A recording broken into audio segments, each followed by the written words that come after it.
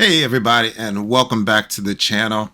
Today I'm just going to cover a few topics. I think there's some things that we need to talk about and to cover. One of which is being the crash that happened up in DCA here yesterday. It's a pretty tragic thing. My heart goes out to all of the families involved in this. We know how difficult this is, especially in the aviation industry, for both the passengers and the crews of those aircraft and for our fine military veterans.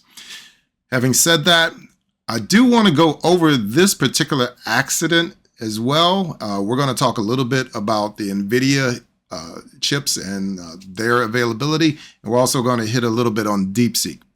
Because I know lately there's been a lot going around in the news lately, and I figured it's time that I finally spoke out and talked about this a little bit. So I'm going to be right back in just a moment, and we'll go and get started.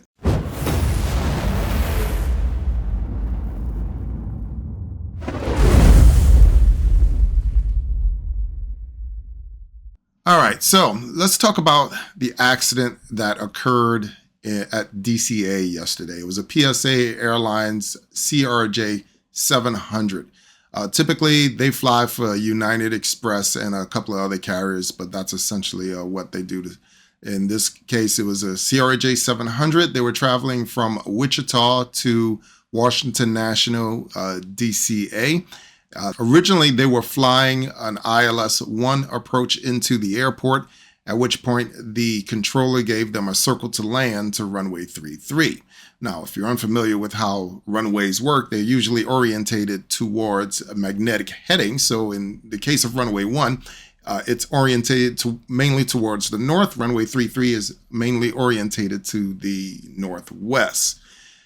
The CRJ involved in this accident was giving an approach to go straight into runway 1, but they were giving what's known as a circling approach. A circling approach means you can break off the approach to runway 1 and then visually fly around to land on the other runway, in this case, runway 33. So what you're going to see is that the RJ, they broke off their approach from runway 1, flying north. They broke off to the right and then circled to land on runway 33. This is a pretty standard procedure. It's nothing unusual, nothing that they haven't been trained for. All routine. The other aircraft involved apparently is a Blackhawk. So it's military heavy lift helicopter that's mainly used for transporting troops into and out of the battlefield. In this case, they were doing a low-level mission of some sort, traveling about 500 feet above the ground. This was visual, and it was at night. The controller gave them a visual clearance to transit the airspace, and you will actually see where the controller actually pointed the RJ traffic out to the helicopter. In this scenario, the helicopter is required to maintain visual separation with the aircraft. At this point, the controller is not completely absolved of separation, but he has given over the responsibility of separation over to the pilot when he says you're cleared, but maintain visual with the other aircraft. So I just want to point that out in this scenario. So we're going to take a look at this.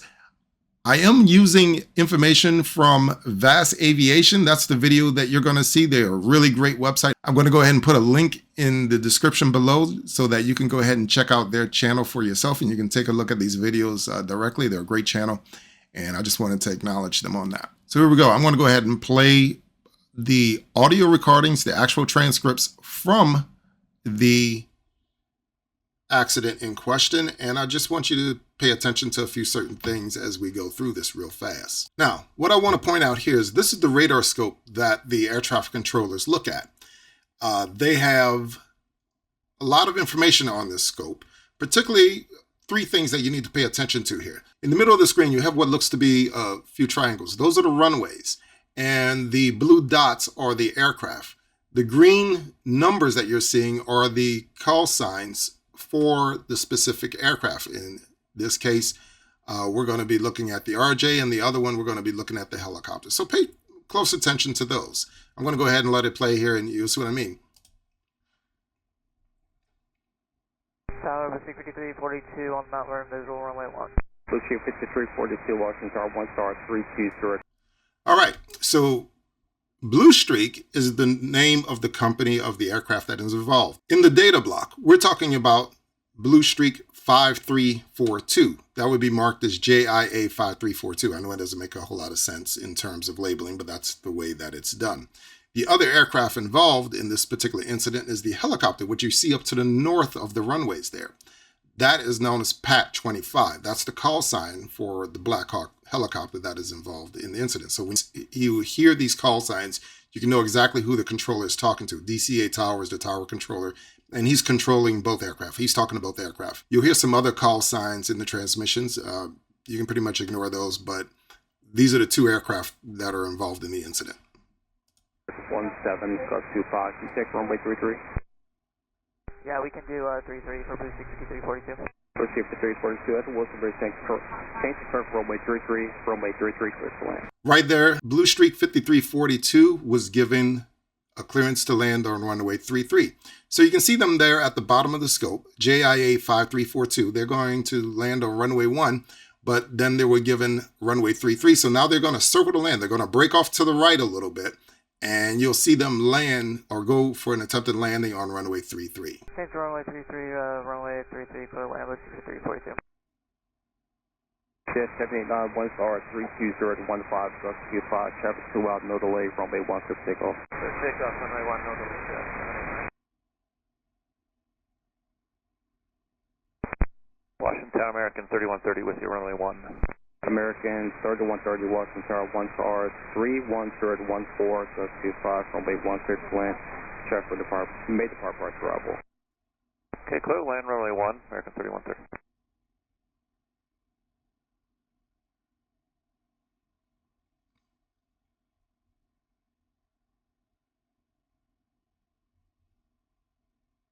Jet 789, contact don't park today. Okay. American 3130, slow the funnel. Slow on American 3130. Pass 25, traffic just south of Wilson Bridge to CRJ at 1,200 feet, start runway 33. This is Bridge Crew. American 1630. Okay, that's really important. PAT 25 was told for visual separation is approved, okay? The reason why you can't hear him is because all the transmissions that you're hearing are on VHF frequencies. The military typically operates on UHF frequencies, and therefore they're not coming across on this particular transmission. So you could not hear him respond, but I can assure you when something along the lines of, Roger, PAT 25 will maintain separation. I hate putting words in mouths, but typically that's what you would hear on the radio, something along those lines of him acknowledging that. Otherwise, the controller would not have come back and said, okay, you're cleared visual separation. But that's essentially what just happened there. So the PAT 25 was given visual separation with the RJ, and he's told to maintain clearance from the RJ that's flying the approach into runway 33.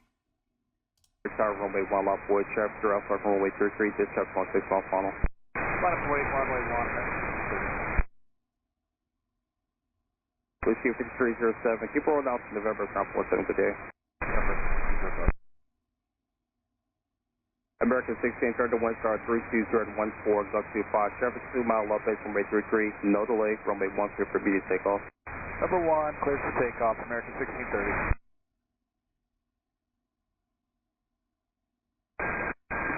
Pass 25, get the CRJ in sight. Now, this part is really crucial as well. The controller can see that the two aircraft are getting very close to one another. If you look at their data tags, Blue Streak 5342, there's a number down to the left of the data tag that says 005. They're at 500 feet. PAT 25 is at 300 feet. There's about 200-foot separation vertically between the aircraft, and they're headed towards one another. So the controller is growing concerned. So he makes the transmission to PAT 25. Do you have the RJ? He's saying pass behind the RJ that's on the approach. So he's telling them, hey, you have a problem out there. You need to pass behind him. Once again, this is not all that unusual. This goes on every day in the aviation system. The trick is, if you say you have the other aircraft in sight and you're being told to pass behind the other aircraft, you have to do it. Otherwise, there could be a problem. But the controllers do it, sees the problem, he acknowledges the problem, and he's issuing warnings to the helicopter to stay clear. What I'm not hearing quite frankly, is the warnings going out to Blue Streak 5342 to say, hey, you have a helicopter on the approach. Normally, you would get both calls, but in this case, it's going out just to the helicopter. Once again, you're not hearing the helicopter respond because he's on the UHF frequency. Pass 25, pass line is CRJ. Good service. American 4782 by Baton number. And right there, you can see both data tags are merging, both aircraft are merging.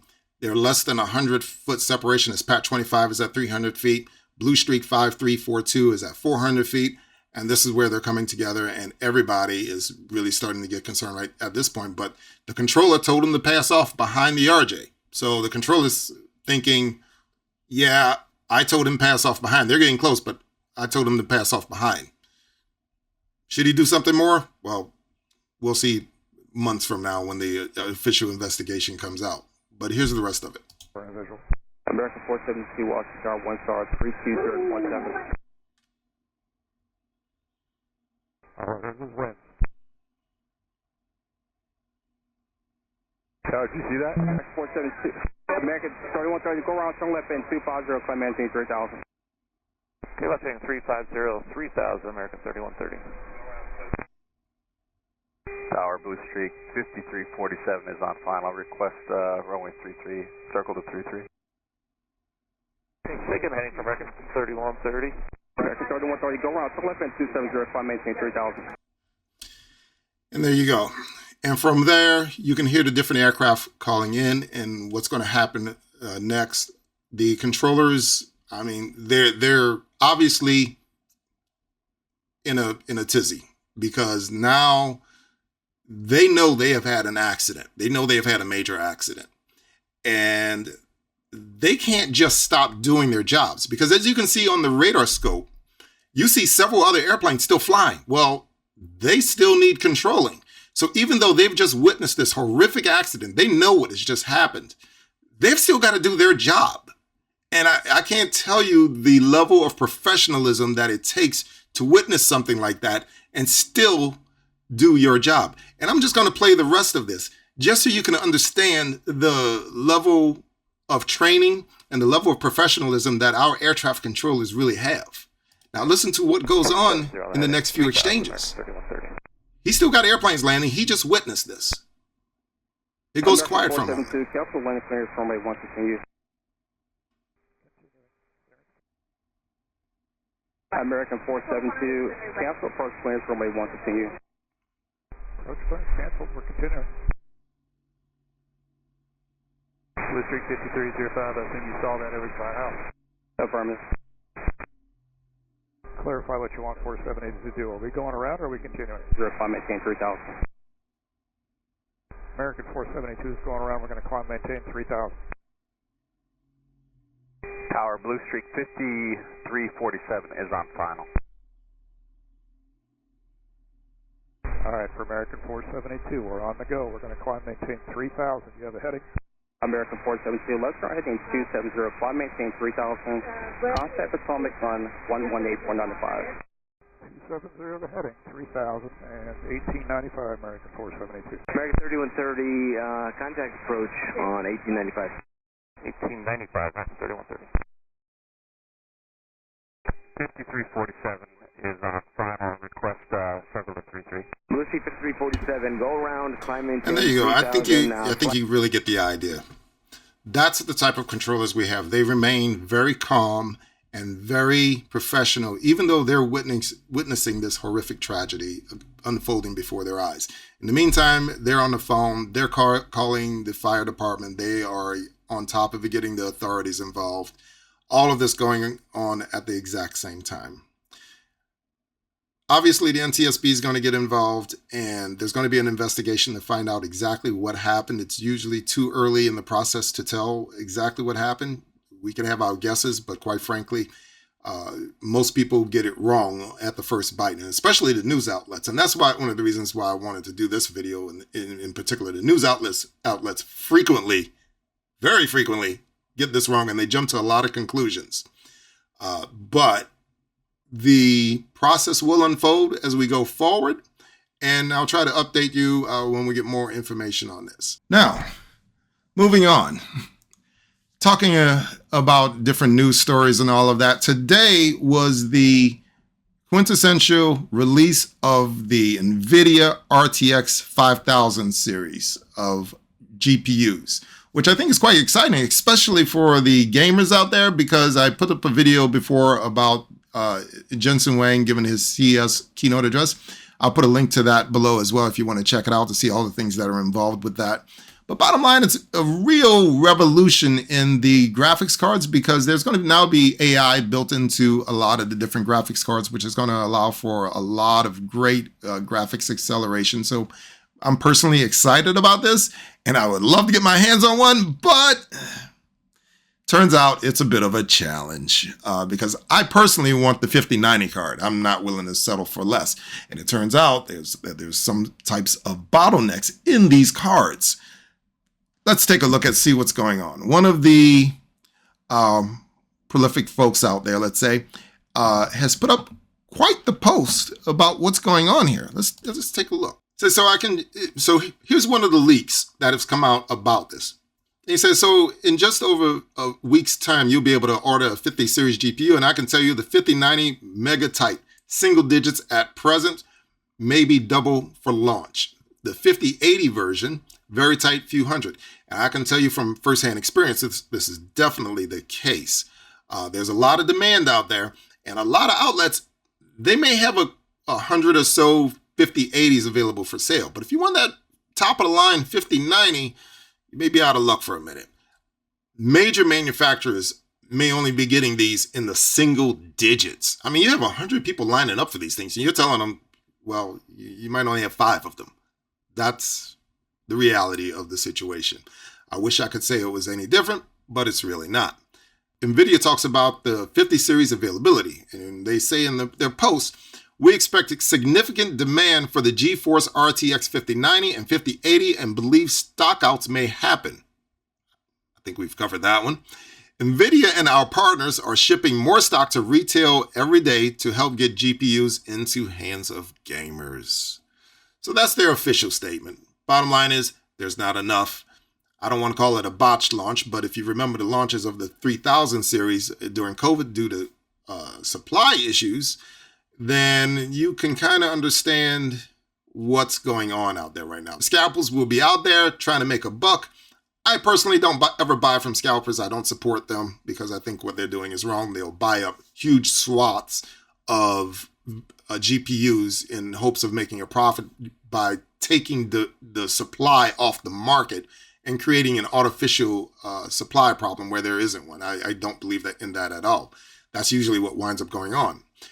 That's why a lot of the retailers have gone to selling the cards in person, where you have to pick them up, because there are many scalpers out there that will scoop them up online. They program bots to automatically buy them up long before you ever get the chance to even put your order in. So 1,000 bots are ahead of you in line to grab the cards, and you just simply don't stand a chance of getting the card online. So that's what's going on. And in fact, in the case of one of the cards that I really want is the MSI 5090 card. They've already come out with a statement and said they're not going to release their card at least until February 6th. So if you're waiting on the MSI 5090, you have to wait till February 6th to get it. It's just that simple.